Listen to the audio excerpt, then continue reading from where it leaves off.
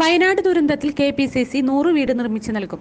മുഖ്യമന്ത്രിയുടെ ദുരിതാശ്വാസ നിധിയിലേക്ക് എല്ലാവരും സംഭാവന നൽകണമെന്നും ഇപ്പോൾ രാഷ്ട്രീയം പറയേണ്ട സമയമല്ലെന്നും പ്രതിപക്ഷ നേതാവ് VD സതീശൻ. വയനാട് ചെയ്യേണ്ടത് ഇപ്പോൾ നമ്മൾ ചെയ്യാന്ന് വെച്ച് കഴിഞ്ഞാൽ പരമാവധി കാണാതായ ആളുകളുടെ ബോഡി തിരച്ചിലാണ് നടന്നുകൊണ്ടിരിക്കുന്നത്. അത് സാധ്യമായ എല്ലാ ശാസ്ത്രീയ മാർഗങ്ങളും അവലംബിച്ചുകൊണ്ട് അത് എടുക്കാൻ വേണ്ടിയിട്ട് ശ്രമിക്കുക, നമ്മളെ കൊണ്ടാകുന്നത് വരെ. രണ്ടാമത് ക്യാമ്പുകൾ മെയിൻറ്റെയിൻ ചെയ്യാണ്, വേറെ പകർച്ചവ്യാധികളൊന്നും പൊട്ടിപ്പുറപ്പെടാതെ. ഏറ്റവും വലിയ രൂക്ഷമായ പ്രശ്നം, ഒരുപാട് പേര് മാനസിക ആഘാതത്തിലാണ്, കുഞ്ഞുങ്ങളടക്കം എല്ലാവരും നഷ്ടപ്പെട്ടൊരു വല്ലാത്ത രൂപത്തിലാണ് നിൽക്കുന്നത്. അവർക്കുള്ള കൗൺസിലിംഗ് അപ്പോൾ അത് ആരോഗ്യവകുപ്പ് അവർ അവിടെ ചെയ്യുന്നുണ്ട്. 50-ലധികം കൗൺസിലേഴ്സ് അവിടെ വന്നിട്ട് അത് ചെയ്യുന്നുണ്ട്. മെഡിക്കൽ ടീം അവിടെ ഉണ്ട്. അപ്പോൾ അത് അടുത്തത് നമുക്ക് റീഹാബിലിറ്റേഷനാണ്, ഇവരുടെ പുനരധിവാസമാണ്. അങ്ങോട്ട് ഇവരെ പറഞ്ഞയക്കാൻ പറ്റില്ല, അവർക്ക് ആഗ്രഹമില്ല അങ്ങോട്ട് പോകണമെന്ന്. അപ്പോൾ അവർക്ക് വേണ്ടിയിട്ടുള്ള സ്ഥലം കണ്ടുപിടിച്ച് അവർക്ക് ആവശ്യമായിട്ടുള്ള വീടുകൾ നിർമ്മിച്ചു കൊടുക്കുക എന്നുള്ളതാണ്. അത് നിർമ്മിച്ചു കൊടുക്കുന്നത് വരെ ദീർഘകാലത്തേക്ക് ഈ ക്യാമ്പിലൊന്നും അങ്ങനെ ഈ കുടുംബങ്ങളൊന്നും കിടത്താൻ പറ്റില്ല.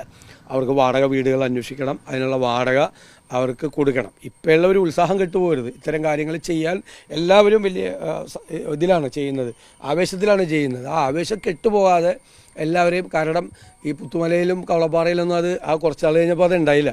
എല്ലാവരും വേറെ വിഷയത്തിലേക്ക് പോയപ്പോൾ അങ്ങോട്ട് പോയി. അതുണ്ടാകരുത്. ഇതൊരു വലിയ യത്നമായി തന്നെ നമ്മൾ അത് ചെയ്യണം.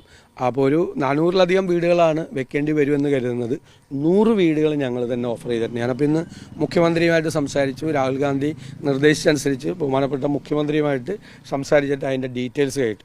അപ്പോൾ ഗവൺമെൻറ് ഭൂമി തരുവാണെങ്കിൽ ഞങ്ങൾ ആ ഭൂമിയിൽ പണിത് കൊടുക്കും. ഇനി ഗവൺമെൻറ്റിന് ഭൂമി ഇല്ലെങ്കിൽ ഞങ്ങൾ തന്നെ ഭൂമി വാങ്ങിച്ച് ആ 100 വീട് പണിത് കൊടുക്കാൻ ഞങ്ങൾ തയ്യാറാണ് എന്ന് നമ്മൾ അത് അറിയിച്ചിട്ടുണ്ട്. രാഹുൽ ഗാന്ധി തന്നെ അദ്ദേഹം അവിടെ MP ആയിരുന്ന ഒരാളെന്നുള്ള നിലയിൽ ഹൃദയബന്ധം ആ വയനാടുമായിട്ട് സൂക്ഷിക്കുന്ന ഒരാളെന്ന നിലയിൽ ഞങ്ങൾക്ക് നിർദ്ദേശം നൽകിയിട്ടുള്ളത്.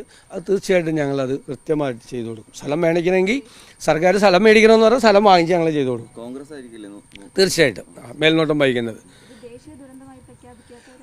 അത് എന്തുകൊണ്ടാണെന്ന് അറിയില്ല. പാർലമെൻറ്റിൻ്റെ ഇരുസഭകളിലും രാഹുൽ ഗാന്ധിയും KC വേണുഗോപാലും ലോകസഭയിലും ശ്രീമതി JB മേത്തർ ഉൾപ്പെടെയുള്ള പ്രതിപക്ഷാംഗങ്ങൾ രാജ്യസഭയിലും അതിശക്തമായി ഉന്നയിച്ചിട്ടുണ്ട്. ഞങ്ങളുടെ ഒരു ആവശ്യമാണ് നാഷണൽ കലാമിറ്റി ആയിട്ട് ഇത് പ്രഖ്യാപിക്കണം. അങ്ങനെ കുറേ കൂടി സഹായങ്ങളും കുറേ കൂടെ കാര്യങ്ങളും കിട്ടും. ഇവിടെ കിട്ടുന്ന കാര്യങ്ങളെല്ലാം നമുക്ക് നന്നായി ഏകോപിപ്പിച്ച് കൃത്യമായി, ഞാൻ പറഞ്ഞല്ലോ, ഇത് കെട്ടുപോകാതെ, ഇത് ഇപ്പം എല്ലാവർക്കും ഒരു നിഷേധാഢ്യമുണ്ട് ഇത് ചെയ്യണമെന്ന്. അത് നിലനിർത്തിക്കൊണ്ട് നമ്മൾ എല്ലാവരും കൂടി കൂട്ടായിട്ട് തീർച്ചയായിട്ടും ചെയ്യണമെന്ന് തന്നെയാണ്.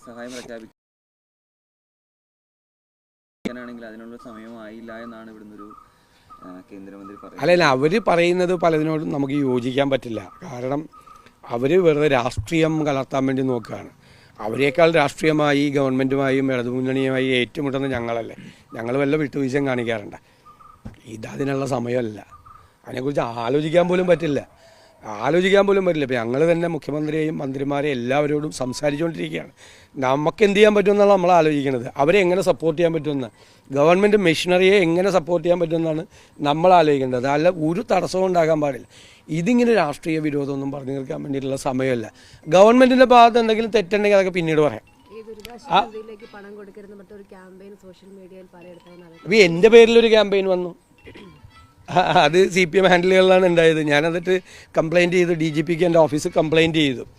ഞങ്ങളാരും അതിനോട് യോജിക്കുന്നില്ല. പക്ഷേ ദുരിതാശ്വാസ അതങ്ങനെ പറയാൻ ആളുകൾ കാരണം ഈ കഴിഞ്ഞ പ്രാവശ്യത്തെ ഈ 2018 പ്രളയമാണ്.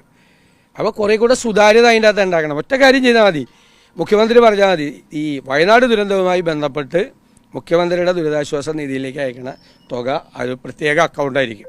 അതിലൊരു കണക്കുണ്ടാവും. അതിൽ എത്ര രൂപ ഏതെല്ലാം ഐറ്റത്തിൽ ചിലവാക്കി, എത്ര രൂപ കിട്ടിയെന്ന് പറയും എന്ന് പറഞ്ഞൊരു ക്ലാരിറ്റി ഇത് പറഞ്ഞാൽ മതി. ഞങ്ങളാരും പറഞ്ഞിട്ടില്ല. ഞങ്ങളുടെ എന്തോരം പേരാണ്, ശ്രീ രമേശ് ചെന്നിത്തല, ശ്രീ VM സുധീരൻ അടക്കമുള്ള എത്ര ആളുകളാണ് ഇന്നലെ തന്നെ ദുരിതാശ്വാസ നിധിയിലേക്ക് സംഭാവന ചെയ്തത്. ഞങ്ങളാരും പറഞ്ഞിട്ടില്ല ചെയ്യരുത്. പക്ഷേ ആളുകളിത് പറയാനുള്ള, അവരെ അറസ്റ്റ് ചെയ്യല്ല ഉണ്ട്, അവരത് പറയാനൊരു കാരണമുണ്ട് പഴയത്. അപ്പോൾ അത് ഒന്ന് ക്ലിയർ ചെയ്താൽ മതി. ഗവൺമെൻറ് ഒന്ന് ക്ലാരിറ്റി വരുത്തിയാൽ മതി. പേടിക്കണ്ട, ഇതൊരു സെപ്പറേറ്റ് അക്കൗണ്ടാണ് എന്ന് പറഞ്ഞാൽ കുറച്ചുകൂടി ഒരു ഇത് വരും. അപ്പോൾ ആളുകൾ കുറേ കൂടെ പൈസയും കിട്ടും. അല്ല, ഞങ്ങൾ എല്ലാവരും കൂടി ആലോചിച്ചിട്ട് UDF പാർലമെൻ്ററി പാർട്ടിയിൽ ആലോചിച്ചിട്ട് എല്ലാവരും കൂടി ഒരുമിച്ച് കൊടുക്കാനെ കുറിച്ചാണ് ഞങ്ങൾ ആലോചിക്കുന്നത്. അതൊന്നും ഒരു ബുദ്ധിമുട്ടുള്ള കാര്യമല്ല. അതല്ല, അതിൻ്റെ 1000 ഇരട്ടി ഞങ്ങൾ ഉണ്ടാക്കി കൊടുത്തോളാം, ഒരു പ്രശ്നമല്ല. നമ്മുടെ അതൊക്കെ ഒരു പ്രതീകാത്മകമാണ്.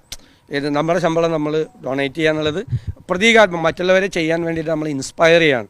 അത് ചെയ്തോളാം. ഇപ്പോൾ നമ്മളിപ്പോൾ ഈ 100 വീടുകളുടെ കാര്യത്തിനൊക്കെ ഒരു കോർഡിനേഷനും മറ്റു കാര്യങ്ങളൊക്കെ ചെയ്തു, പറഞ്ഞ കാര്യങ്ങൾ ചെയ്യണം, എന്ത് വേണമെങ്കിലും സഹായിക്കാമെന്ന് പറഞ്ഞിട്ടുണ്ട്. അപ്പോൾ അവിടുത്തെ MLA ആണ് ടി സിദ്ദീഖ്.